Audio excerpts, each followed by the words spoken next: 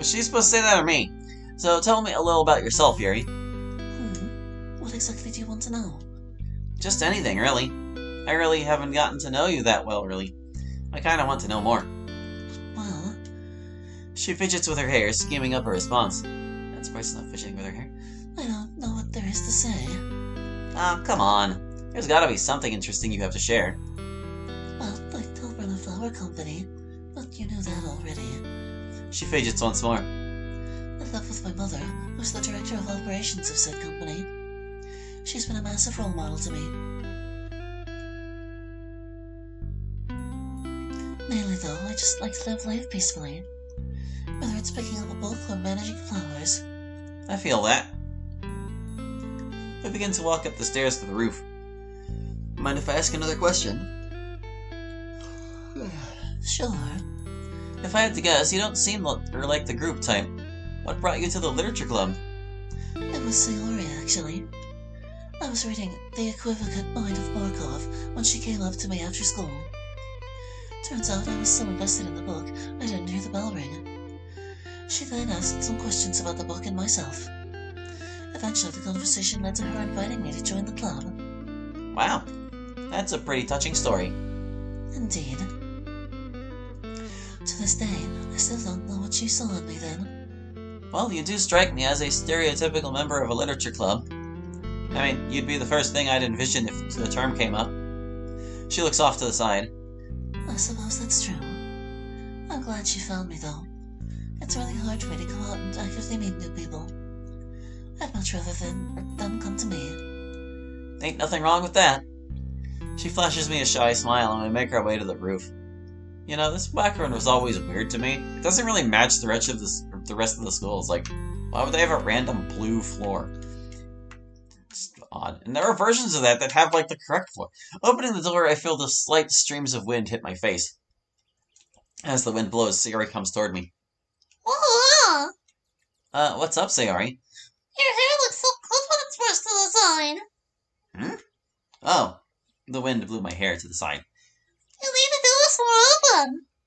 Invest in some gel. Dream on. I run my fingers back through my hair and put it back out, or puff it back out. Hey, Meanie! Sorry, Sayori, I'm a fan of this style more. It took me years to perfect, you know. I bet. How many times did you have to roll out of bed? Hey, that's not fair. Sayori giggles.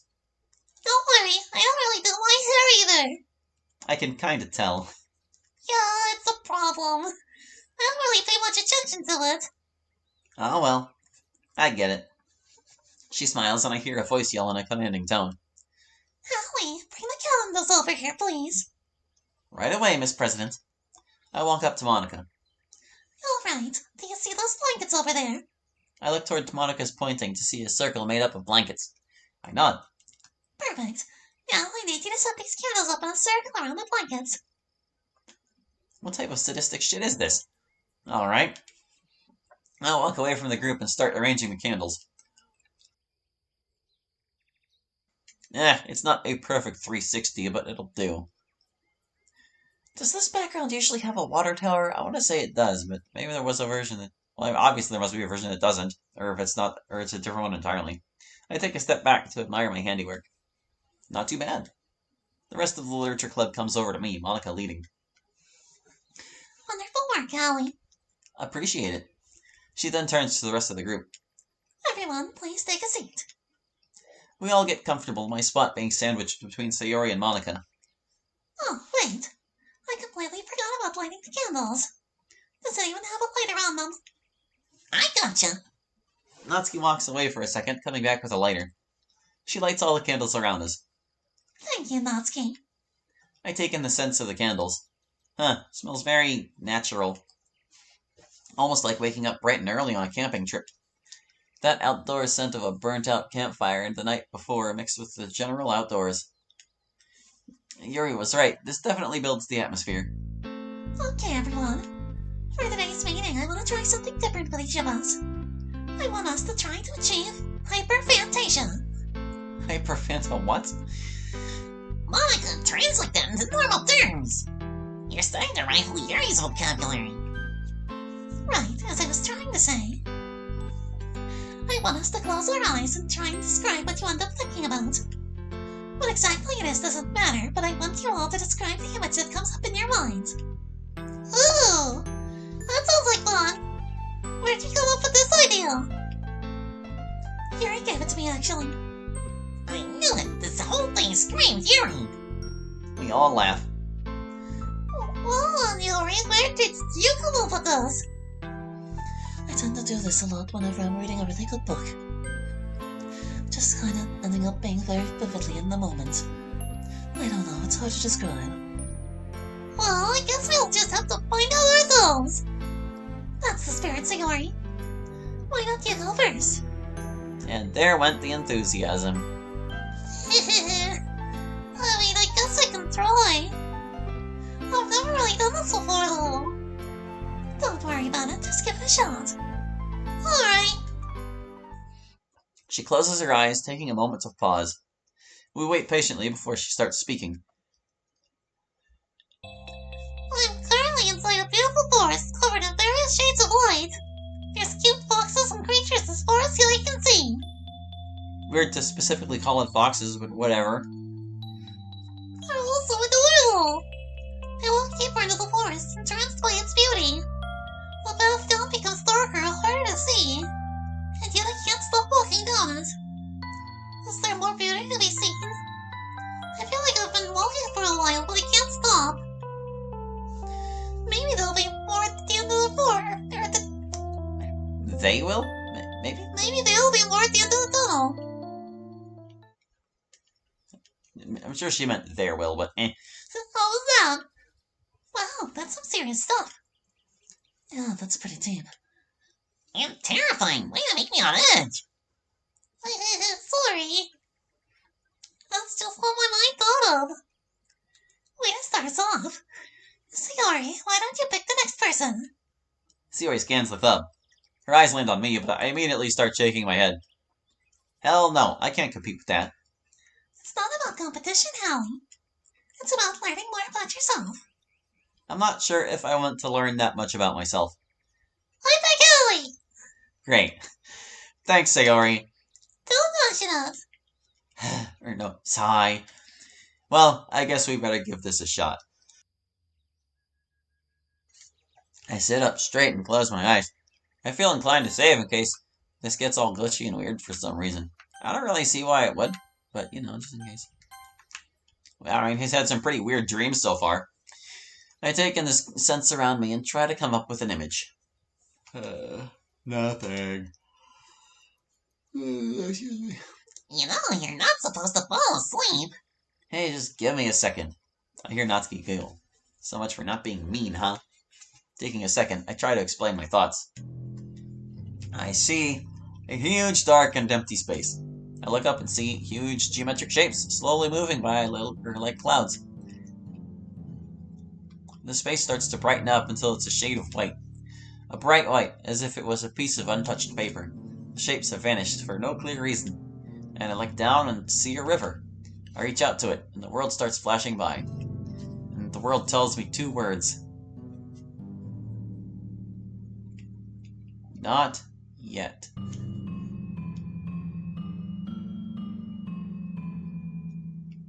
Not yet. I open my eyes to see a confused group of high school girls. Two words. Sorry if that didn't make sense. No, don't be. That was great. The rest of the girls nod in approval.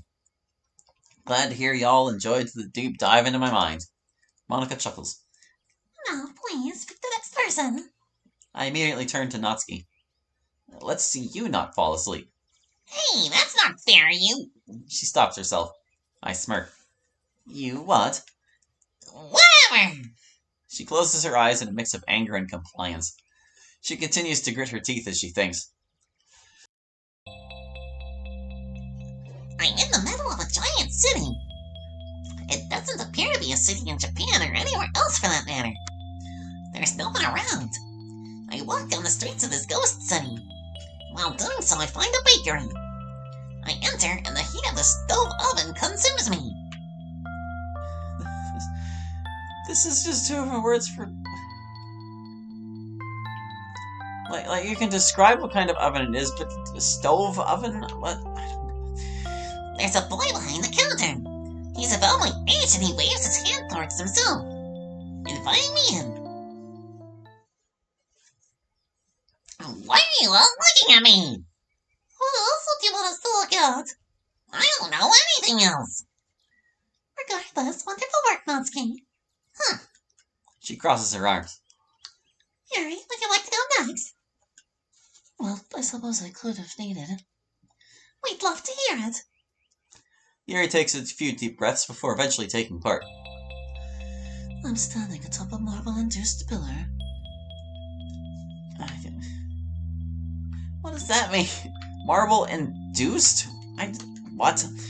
One of extravagant craftsmanship with the hands of money required to make it. The hands of the oppressed reach up to me, but I reject. Their sufferings are tales of legend, insignificant to the current vision. I look up higher than where I'm currently. I see more fortune, more hands reaching up to obtain riches beyond, and in the heat of the moment, I reach up too. Wow. But I hope that wasn't too bad. Are you kidding me? That was amazing! Yes! Agreed, very in-depth. You're a visionary, you know that, Yuri. Yuri chuckles. I'm not sure I've reached that status just yet, but I appreciate it. We all share a chuckle. Damn, nice to see every single internal monologue outclass mine. Alright, I think that concludes today's meeting. Have a good weekend. Oh, Monica! You didn't do one of your own! Oh, right, looks like I didn't. Silly me. Ahem. She closes her eyes. There's no punctuation. I'm honestly really curious what Monica's going to come up with. Tireless nights.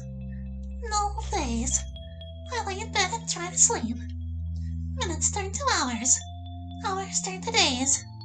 I switch around in bed, exploring every position. Mood lighting, music, background noise, complete silence. Nothing works. If only there was a way to escape to a different world. A world where there's some peace. Her eyes stay closed. Oh, are you okay, Monica? Huh. Oh, yeah, sorry, my bad. Got a little lost in thought. Happens to the best of us. Exactly! So it seems. With that, I think we can actually end today's meeting. We can all put away our respective items back where we found them. Applause ensues. Yay, chores. Whatever. Hallie, could you put the candles back? You've got it. I wait for the rest of the group to grab their respective items. I then collect each candle, blowing them out individually. The scent of nature soon becomes the scent of burnt wax. After collecting each, I make my way back to the classroom. Down this hallway and to the right. Voila, Miss Kurabayashi's class. I'm not going to question the way that voila is put, because I don't actually know where the accents would go on that normally, or what direction they would face. Time to put these candles away. Wait. Oh, damn. I didn't actually see where Yuri got these from, besides just the closet. Oh well, time to guess. And guess complete. They're probably fine. As I turn around, I take note of a piece of paper on the teacher's desk. Huh, was that there before? I feel like I would have noticed it when me and Yuri walked in. Yuri and I walked in. I go up to it. A word of advice. I like you. You are respectful, kind, and clearly have nothing but love in your heart. I must warn you, though, be careful what you say and do, since it will determine your course of destiny. With love, K. Okay, now the capitals don't seem to spell anything. Huh. I wonder who this is for. A club must have been here previously. One that knows English as well, since the note isn't written in Japanese. I'll check with Monica. She would probably know. Walking back into the hallway, I see Monica locking up the club room. I go to her. Monica, just the girl I was looking for. What's up? Do you know what club resides in Miss Kurabayashi's class? Oh, the Global Club. What do they do? She smirks. Ah, clever. In all seriousness, Miss Kurabayashi's class isn't used at all.